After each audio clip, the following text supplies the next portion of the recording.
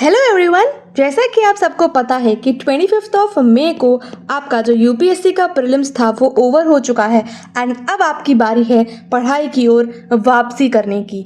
With in 10 to 15 days आपका जो prelims का रिजल्ट है वो आपके हाथ में होगा एंड आपको पता चल जाएगा कि आप मेंस 2025 लिख रहे हैं या फिर आपको प्रीलिम्स 2026 की तैयारी दोबारा से करनी पड़ेगी। तो चलिए उसी सीरीज़ में आज हम लोग बात करेंगे कि अगर हम लोग मेंस लिख रहे हैं तब हमारी क्या स्ट्रैटेजी होनी चाहिए एंड प्रीलिम्स अगर लिख रहे हैं तो उसकी स्ट्रैटेजी का मैं एक फुल वीडियो बना चुकी हूँ। उसका लिंक मैंने कमेंट सेक्शन में पिन कर दिया, आप ज़रूर जाकर के प्रीलिम्स के लिए वो वीडियो रेफर कर सकते हैं। अब हाई टाइम है कि हम पढ़ाई की ओर वापसी कर लें क्योंकि हमारा 5-6 दिन का रेस्ट हो चुका है एंड इतना रेस्ट बहुत इंपॉर्टेंट था हमारे लिए। चलिए बात करते हैं कि अगर हम प्रीलिम्स 2026 लिख रहे हैं तो हम क्या कर सकते हैं। देखिए 2026 का जो आपका प्रीलिम्स है वो जो है 24 मई को है 2026 में, ठीक है। इसका फुल स्ट्रैटेजी वीडियो मैं बना चुकी हूँ, आप जाकर के उसे रेफर कर सकते हैं। बट अगर हम प्रीलिम्स क्वालिफाई कर लेते हैं एंड हम मेंस की तरफ जा रहे हैं, मतलब एक स्टेप फर्दर जा रहे हैं हम, तो हमारा जो हमारा मेंस एग्जाम है वो देखिए आप 22 अगस्त से स्टार्ट हो रहा है, ठीक है। 22 अगस्त से जो है आपका जो मेंस एग्जाम है वो स्टार्ट हो रहा है एंड मुझे अभी तक समझ आ रहा है कि आप लोगों ने अपनी मेंस की जो है पढ़ाई स्टार्ट कर दी होगी, क्योंकि हम कभी भी ये नहीं सोचते हैं अपने दिमाग में कि हमारा प्रीलिम्स नहीं होगा। हमें पढ़ाई करती रहनी चाहिए, हाँ, बट हमारे 3-4 दिन का जो रेस्ट था वो बहुत ज़्यादा इंपॉर्टेंट था हमारी मेंटल हेल्थ के लिए भी, फिजिकल हेल्थ के लिए भी, क्योंकि अभी तक आप ना बहुत ज़्यादा एग्जॉस्ट हो चुके थे पढ़ाई करते करते। चलो अब हम लोग बात करते हैं। देखो प्रीलिम्स का स्पेसिफिक वीडियो बना चुके हैं, आप जाकर के वो रेफर कर सकते हैं। बट मेन्स के लिए हमें बात करनी है कि हमें क्या क्या फोकस एरियाज होने चाहिए।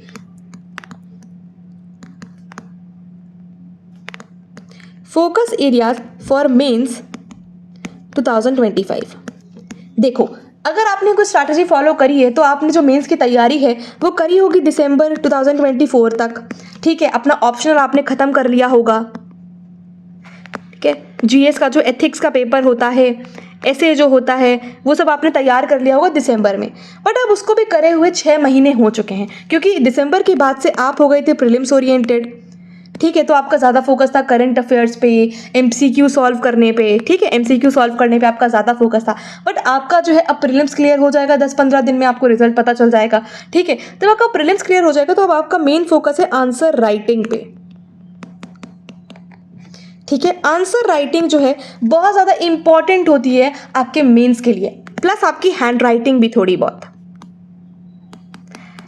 हैंड राइटिंग, आंसर राइटिंग में सबसे ज़्यादा जो चीज़ इंपॉर्टेंट होती है वो होती है प्रेजेंटेशन। किस तरीके से जो आपने चीज़ें सोची हैं, जो आपने फ्रेम करा है ना अपने दिमाग में, किस तरीके से आप उसे जो आंसर जो चेकर होता है ना, जो चेक करता है आपके आंसर्स, उसके सामने इवैल्यूएटर बेसिकली कैसे प्रेजेंट कर पाते हैं, क्योंकि वो नहीं जानता है कि जो है आप कौन, कैसी पर्सनालिटी आपकी पर्सनालिटी उसे उस A4 पेपर से पता चलेगी। यहाँ पे क्वेश्चन लिखा रहता है, इस तरीके की शीट होती है, इधर इधर मार्जिन होता है, ठीक है। इधर उधर आपको कुछ नहीं लिखना रहता। पूरी आंसर राइटिंग का वीडियो मैं आपके साथ 1-2 दिन में शेयर करूंगी, ठीक। हाँ, एक बात और बतानी थी कि अगर आप प्रीलिम्स के लिए दोबारा से तैयार कर रहे हैं तो कल से 1 जून से हमारी जो एनसीईआरटी सीरीज है उसका लिंक भी आपको डिस्क्रिप्शन बॉक्स में मिल जाएगा। वो स्टार्ट हो रही है, फ्री ऑफ कॉस्ट होगी, यूट्यूब पर ही होगी एंड आपको उसका टेलीग्राम पे जो PDF है वगैरह वो सारी चीज़ें प्रोवाइड कर दूंगी मैं, ठीक है। ये बात मुझे इंपॉर्टेंट लगी आपको बताने के लिए। NCERT, why starting from NCERT, because this provides a basic हमारा जो कंसेप्चुअल बेसिस है ना वो एनसीईआरटी ही बनाती है, ठीक। इस तरीके से यहाँ पे आपको क्वेश्चन लिखा रहता है, यहाँ पे आपको उतना ही स्पेस दिया रहता है, उतनी स्पेस में आपको अपना आंसर लिखना रहता है। ये एरिया में आपको कुछ भी नहीं लिखना रहता है। अभी तक आपने जब आंसर राइटिंग प्रैक्टिस करी होगी तो काफ़ी लोग वो यूपीएससी वाली कॉपी जो आती है ना A4 पेपर वाली, उसे रेफर करते हैं, उसमें लिखते हैं अपना आंसर। मैंने भी ऐसे ही करा था, ठीक। अब आपको प्रेजेंट करना है। आपका जो इंट्रोडक्शन है ना, इंट्रोडक्शन जो 3 लाइन का होता है, 3 to 4 लाइन्स का होता है बेसिकली, उतने कीवर्ड्स आपको वो इंप्रेशन क्रिएट कर देता है आपका जो इवैल्यूएटर होता है, ठीक है। वो नहीं जानता कि आपकी पर्सनालिटी कैसी, वो नहीं जानता कितना नॉलेज है आपके पास, बस ये A4 पन्ने से वो आपको चेक कर लेगा सारा। जो आप अगर फ्लो चार्ट्स बनाते हैं, सपोज कैसे कैसे आप अच्छा बना सकते हैं आंसर को, फ्लो चार्ट के थ्रू। अगर कोई ज्योग्राफी का क्वेश्चन है या फिर कोई मिनरल्स बेस्ड क्वेश्चन आया है तो आप मैप में उसे शो कर सकते हैं, ठीक है। फ्लो चार्ट में बनाए, पॉइंट्स में लिखें अपना आंसर, ठीक है। पॉइंट्स में लिखें। ऐसा नहीं है कि अभी आपको करंट अफेयर नहीं पढ़ने चाहिए, ठीक है। PT 365 जो मेंस वाली है आप उसे रेफर कर सकते हैं। आप कोई आंसर राइटिंग के लिए टेस्ट सीरीज ज्वाइन कर सकते हैं। टॉपर्स कॉपी से चेक कर सकते हैं, क्योंकि अभी आपके पास ना कितने मंथ्स है मैं आपको बताती हूँ। जून है आपके पास, जुलाई है, और 15 डेज जो है वो अगस्त के हैं आपके पास। आपके पास 2.5 महीने हैं, 2.5 मंथ्स है आपके पास। अभी तक आपने जितनी भी मेहनत करी है, आपने प्रीलिम्स क्लियर करा है, अब आपको मेन से एक स्टेप फर्दर जा रहे हैं, तो आपको और मेहनत की आवश्यकता है। You need much more like मेहनत, ठीक है। तो जून है, जुलाई है, अगस्त है, इसमें आपको अपने स्ट्रॉन्ग एरियाज पे फोकस करना है और स्ट्रॉन्ग बनाना है अपनी आंसर राइटिंग को, प्रेजेंटेशन को। थोड़ी बहुत अगर आपकी हैंड राइटिंग बहुत ज़्यादा खराब है ना, तो थोड़ा फोकस कर लेना कि हैंड राइटिंग थोड़ी सी सुधर जाए, ठीक है। करंट इवेंट्स को कोट करो, जो करंट इवेंट्स हुए ना उसको कोट करो। अगर कोई आपसे लाइक बिम्स्टिक, सपोज बिम्स्टिक पे कोई क्वेश्चन आता है, तो कोट करो कि बिम्स्टिक इस साल कहाँ पे हुआ, उसका फाउंडेशन कब हुआ, ठीक है, कौन कौन फाउंडिंग मेंबर्स है उसके, इंडिया मेंबर है कि नहीं है, ठीक है, क्या इनिशिएटिव है, क्या फोकस एरिया रहता है उसका, ठीक है। सपोज इंडस वाटर ट्रीटी पे क्वेश्चन आता है, इंडस वाटर ट्रीटी पे क्वेश्चन आता है, तो करंट सिचुएशन भी बताओ, मतलब बॉडी में बता देना, इंटर में बताओ कब हुआ, क्या इंपॉर्टेंस है उसका। बस आपको कम शब्दों में अपनी पूरी बात कहनी होती है, ठीक है। क्वेश्चन सपोज 250 वर्ड्स में आपको लिखना है अगर, तो 250 वर्ड्स आपके पास है, लिमिटेड वर्ड लाइन है आपके पास, उतने में ही आपको अपनी सारी फीलिंग्स, सारी आंसर्स, अपनी फीलिंग्स में बेसिकली जो क्वेश्चन है उसकी जो फीलिंग्स है वो आपको लिख देनी है उसमें, ठीक है। अगर मैं आपको थोड़ा बहुत आइडिया दे दूं बस, तो सबसे पहले होता है इंट्रो, फिर होती है बॉडी, फिर होता है कंक्लूजन, फिर होता है वे फॉरवर्ड। क्वेश्चन इस तरीके से फ्रेम होता है, आप लोग बताओ। 4 पार्ट्स में क्वेश्चन को डिवाइड कर सकते हैं, ठीक है। इंट्रो होता है, मतलब 2 से 3 लाइन का इंट्रो होगा। मैं आपको अपने कुछ आंसर्स भी कुछ प्रोवाइड कर दूंगी, जब मतलब मैंने कोई टेस्ट सीरीज ज्वाइन करी थी, ठीक है, जब मैं किसी कोचिंग इंस्टीट्यूट का पार्ट रही थी, तो वो मैं आपसे टेस्ट सीरीज का जो भी क्वेश्चन होगा उसको भी शेयर जरूर करूंगी, ठीक है। कैसे उन्होंने मुझे इवैल्यूएट करके दिया, कितने मार्क्स उन्होंने मुझे दिए एक क्वेश्चन पे, ठीक है। बॉडी होती है आपकी, मतलब मान के चलिए 2 पैराग्राफ्स में आप बॉडी लिख सकते हैं, 2 पैराग्राफ्स में, ठीक है। फिर आता है कंक्लूजन, ये भी मतलब 1 पैराग्राफ में अगर मैं बात करूँ तो 1 पैराग्राफ लाइक 5 to 6 लाइन का आप कंक्लूड कर सकते हैं। और वे फॉरवर्ड भी आपका 6 to 7 लाइन में वे फॉरवर्ड हो जाना चाहिए। इतने में ना आपके 250 वर्ड्स वाला आंसर मज़ेदार लिखा जा सकता है, ठीक है। I am very honest with you, बस ऐसे करके चलना है तुम्हें, ठीक है। स्पेसिफाई कर देना है, प्रैक्टिस करो, प्रैक्टिस कैसे करोगे, PYQ से करो, ठीक है। PYQ अपना सब्जेक्ट डालो, जो स्ट्रॉन्ग सब्जेक्ट है तुम्हारा, पॉलिटी स्ट्रॉन्ग है, पॉलिटी को सॉल्व कर डालो, ठीक है। एक अगर तुम लोग मुझसे बोलोगे ना कि क्या बोलते हैं कि दीदी आप एक वीडियो बनाओ कि हम 2.5 महीने, ये जो हमारे पास 2.5 मंथ्स बच रहे हैं, इनको किस तरीके से यूटिलाइज करें, किस पे ज़्यादा फोकस करो, तो वो भी बताऊंगी। बट स्पेसिफिकली यहाँ पे मेरा यही फोकस था कि यार आंसर राइटिंग पे फोकस कर लो। अब तुम्हें PYQs लगाने हैं मेन्स वाले, ठीक है। तुम्हारे पास कंटेंट बढ़िया होना चाहिए, वेग कंटेंट पे मत जाना।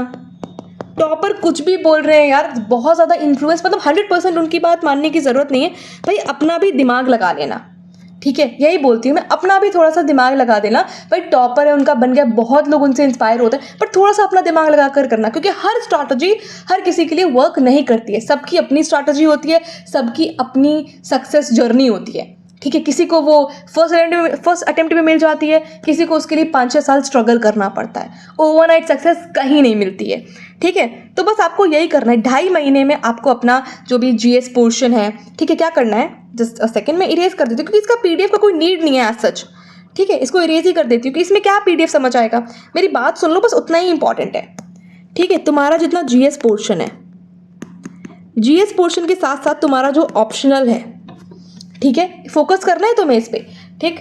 ऑप्शनल के साथ साथ जो तुम्हारा ऐसे है, ऐसे और जो एक लैंग्वेज पेपर है, भाई फोकस तो करना पड़ेगा ना हमें, स्पेशली ऑन द ऑप्शनल बहुत फोकस करना पड़ेगा हमें। ऐसे मैं बोलती हूँ, मतलब वीक में 2 ऐसे तो लिखो ही, 2 से 3 ऐसे लिखो, ठीक है। ऑप्शनल का हर दिन एक क्वेश्चन सॉल्व करो, एटलीस्ट मिनिमम, ठीक है। तुम 2 कर लो, 3 कर लो, बहुत अच्छी बात है, क्योंकि तुम्हें स्पीड मेंटेन करनी है बच्चों, स्पीड मेंटेन करनी पड़ती है। ऐसा नहीं होना चाहिए कि जो 3 घंटे तुम्हें मिले हैं उसमें तुम 3 ही क्वेश्चन कर रहे हो, बाकी क्वेश्चन तुमसे हो ही नहीं रहे, क्योंकि तुम बहुत स्लो हो। स्पीड मेंटेन करके चलो यार। उस टाइम मानसून चल रहा होगा, तुम्हारे पसीना, ह्यूमिडिटी इतनी ज़्यादा होगी, मतलब ऐसा होता है ना उस टाइम पे मौसम बहुत ही ह्यूमिड हो जाता है, तो सारी चीज़ें वैरी करती हैं, ठीक है, सारी चीज़ें इंपॉर्टेंस रखती हैं।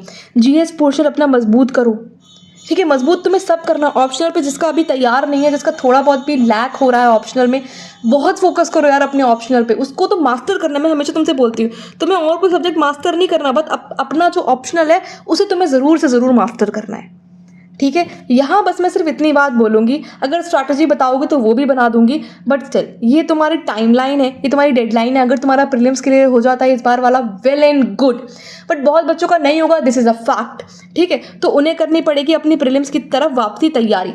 जिनका लास्ट अटेम्प्ट था, मतलब उनका तो there is a sad story, और हर किसी की एक अपनी स्टोरी होती है, ठीक है। आप कुछ और कर सकते हैं लाइफ में, आप किसी और चीज़ के लिए बने थे शायद, ठीक है, बट जिनके और अटेम्प्ट्स बचे हुए हैं वो यार एनसीईआरटी सीरीज़ तुम फॉलो कर सकते हो, जो कल से स्टार्ट हो रही है 6 PM हर दिन मैं एक लेक्चर डालूंगी, ठीक है। ज्योग्राफी, पॉलिटी, हिस्ट्री हम कवर करेंगे, शंकर आईएएस, फिर स्पेक्ट्रम, फिर M Laxmikanth, everything will be covering NCERT cover होने के बाद, ठीक है। एनसीईआरटी से जितने पीवाईक्यूज वगैरह आएंगे, मतलब यूपीएससी ने जितने भी पीवाईक्यूज पूछे हैं एम लक्ष्मीकांत से, एनसीईआरटी से, क्योंकि एनसीईआरटी बेस बनाती है यार, सिंपल बात है ये तो, ठीक है। फिर अगर तुम मेंस लिख रहे हो यार, बहुत अच्छी बात है यार, मतलब ये तो इससे ज़्यादा खुशी की और कोई बात हो ही नहीं सकती, बट रियलिटी यही है कि बहुत सारे बच्चे मेंस नहीं लिख रहे होंगे, ठीक है।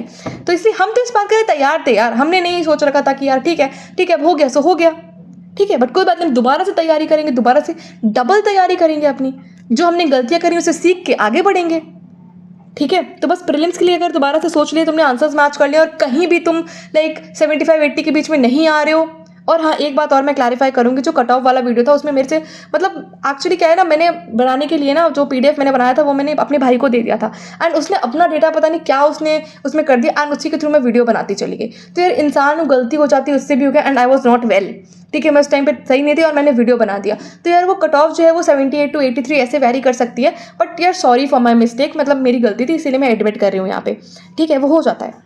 And this is all this, मिलेंगे आप लोगों से नेक्स्ट वीडियो में, तब तक के लिए bye bye, take care, all the best. अगर प्रीलिम्स लिख रहे हो दोबारा से तो एनसीईआरटी फॉलो कर सकते हो, एंड मेंस लिख रहे हो तो बहुत बढ़िया बात है। मुझे ज़रूर बताना कि कोई भी अगर 75 to 80 कट ऑफ में अगर आ रहा है, मतलब यहाँ तक रेंज आ रही है उसके सारे नेगेटिव मार्क्स हटाने के बाद, तो आप लोग मुझे कमेंट करके जरूर बताना। और जो प्रीलिम्स की तैयारी कर रहे हैं वेरी गुड यार, बहुत अच्छी बात है, आगे डबल तैयारी से आगे बढ़ेंगे। बाय।